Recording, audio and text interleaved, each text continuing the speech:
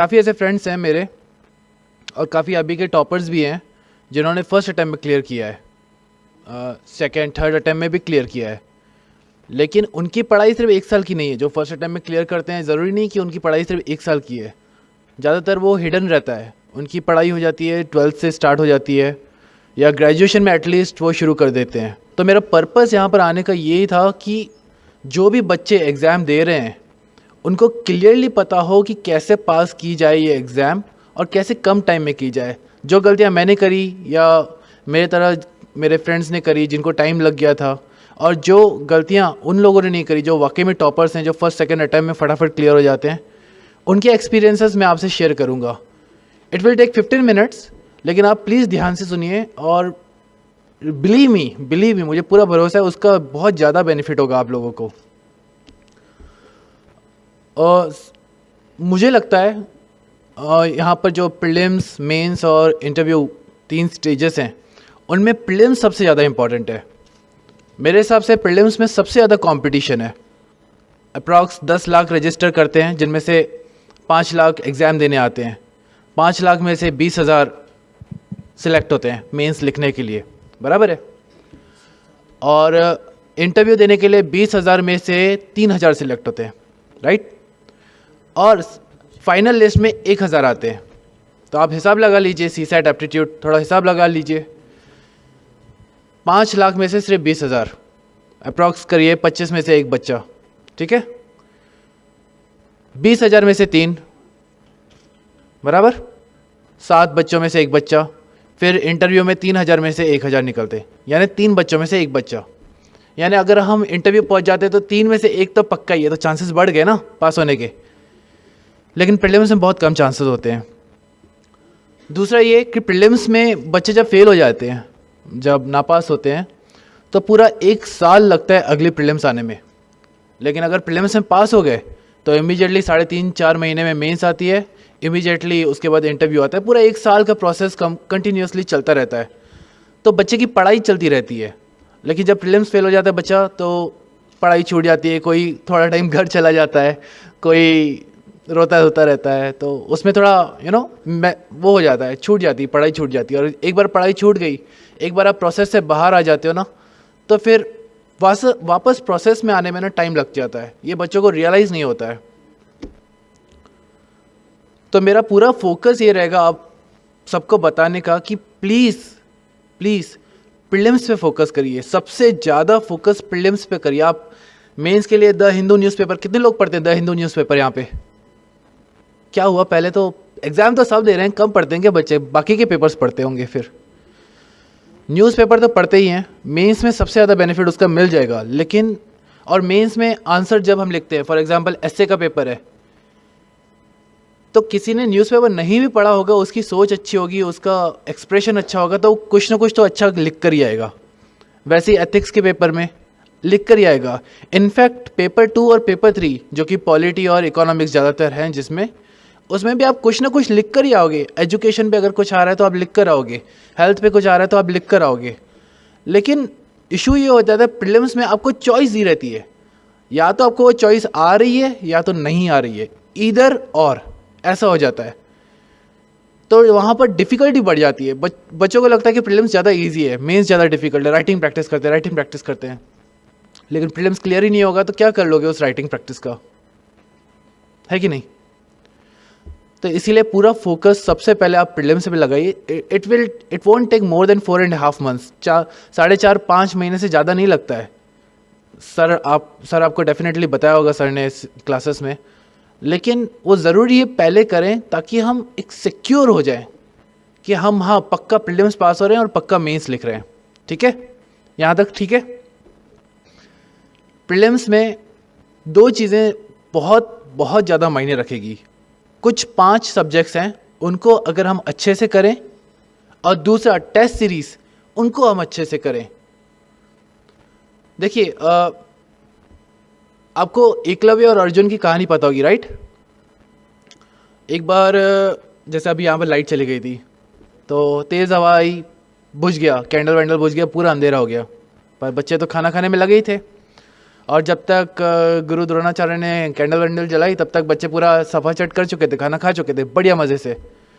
तो अर्जुन ध्यान दे रहा था, अर्जुन ने रियलाइज़ किया कि यार बच्चों ने खाना खा लिया अंधेरे में भी, लेकिन वो जो बनाना प्लेट थी, ठीक है, वो जो पत्ता था बड़ा, उसमें से किसी ने बाहर नहीं गिराया।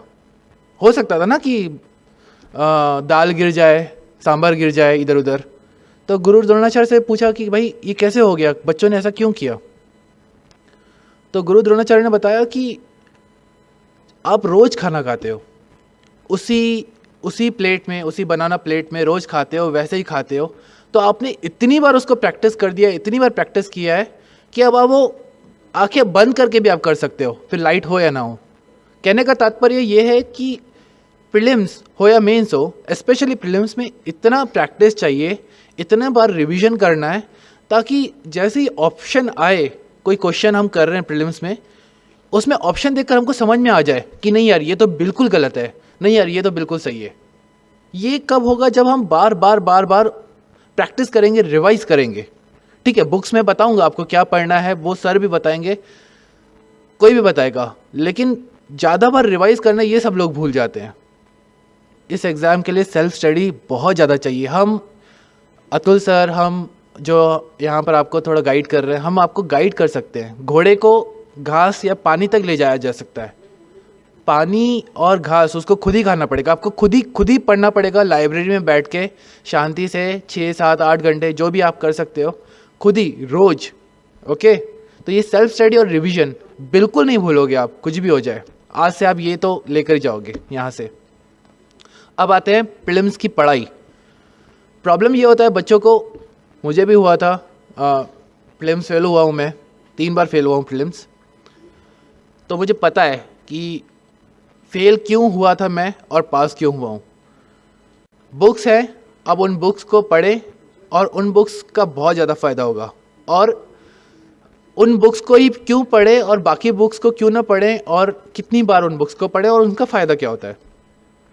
फॉर एग्ज़ाम्पल 5 मैंने बोला था शुरू में कि 5 चीज़ें आप ज़रूर पढ़ें, ताकि ऐसा ना हो कि बाकी जो लोगों को आंसर आ रहा है, बाकी जो कैंडिडेट्स को आंसर आ रहा है वो हमें नहीं आ रहा है।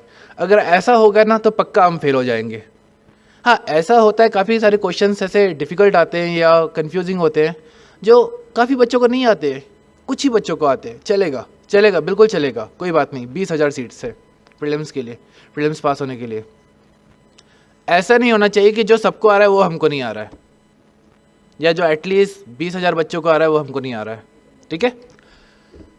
पॉलिटी, सर ने बताया होगा, क्लास में बताया, Laxmikanth is the best book.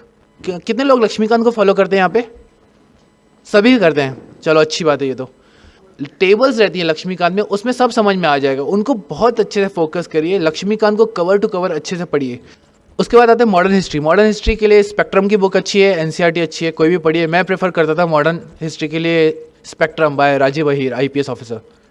वो बहुत बढ़िया बुक है, स्पेशली उसमें हर चैप्टर के पीछे समरी दिया हुआ है। आप उस समरी का जेरोक्स अलग से अपने पास रखिए, बुक में रहने दीजिए, उस समरी का जेरोक्स अपने पास रखिए, उसको बार बार रिवाइज कीजिए, तो आपको एक पूरी एक क्रोनोलॉजी समझ में आ जाएगी।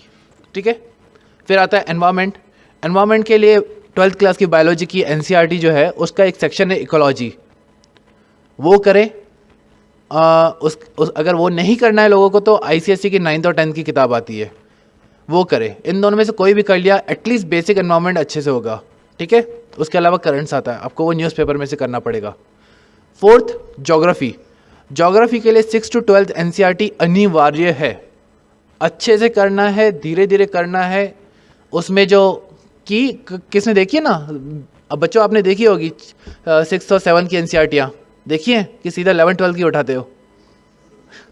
6th और 7th की उसमें वो बंटी बबलू वो कार्टून फिगर्स रहते हैं, वो क्वेश्चन पूछते हैं। कभी उन क्वेश्चंस पे ध्यान देना, वो क्वेश्चंस बहुत इंपॉर्टेंट रहते हैं। वो आपकी एक थॉट प्रोसेस डेवलप करेंगे कि यार ये क्वेश्चन हमने क्यों नहीं सोचा, पर वो आपको सोच के दे रहे हैं ताकि आप उस पर सोचें और फिर आंसर निकालें। और आप बिलीव नहीं करोगे, आप क्वेश्चन देखोगे ना UPSC में, उनमें से क्वेश्चन है, आप बिलीव नहीं करो, आप एक बार चेक तो करिए जाकर। ठीक है। तो ज्योग्राफी की 6 to 12 NCERT जरूर करेंगे, यानी ज़रूर करेंगे। ठीक है। मैपिंग पे ध्यान देंगे आप। मैपिंग पे आजकल 8-8 क्वेश्चन आ रहे हैं, 8 क्वेश्चन बहुत मायने रखते हैं। और मैपिंग एक बार पढ़ा हुआ है तो इमीडिएटली अगर याद आ गया, एशिया में सीरिया कहाँ पर है, म्यांमार कहाँ पर है, कैसे जुड़े हुए हैं, ठीक है, स्पेशली एशिया का मैप, तो फटाफट क्वेश्चन सॉल्व हो जाएंगे। तो मैपिंग एशिया पर ज़्यादा फोकस करेंगे, India as well as Asia, ठीक है। के सिद्धार्था की बुक आती है वर्ल्ड मैप पे, और प्रेम पटेल की बुक आती है इंडियन मैप्स पे, वो आप रेफर कर सकते हैं, मैपिंग ईजी हो जाएगी, ठीक है। 5वां इकोनॉमिक्स। इकोनॉमिक्स में शंकर गणेश IRS ऑफिसर है, उनकी बुक है। स्पेशली जो इंजीनियरिंग बैकग्राउंड से नहीं है उनके लिए शंकर गणेश बहुत अच्छी है। जो इंजीनियरिंग बैकग्राउंड से है मैं उनको कहूँगा mrinal.org पे वीडियोस है, या सर की क्लास में बढ़िया हो जाता है, तो कहीं पर भी आप पढ़िए। इकोनॉमिक्स बहुत इंपॉर्टेंट है, इकोनॉमिक्स में से काफ़ी क्वेश्चन आते हैं, 15 क्वेश्चन आ जाते हैं। तो मैंने क्या सब्जेक्ट्स बताया, मैंने 5 सब्जेक्ट्स बताया आपको, polity, history, economics, environment and geography.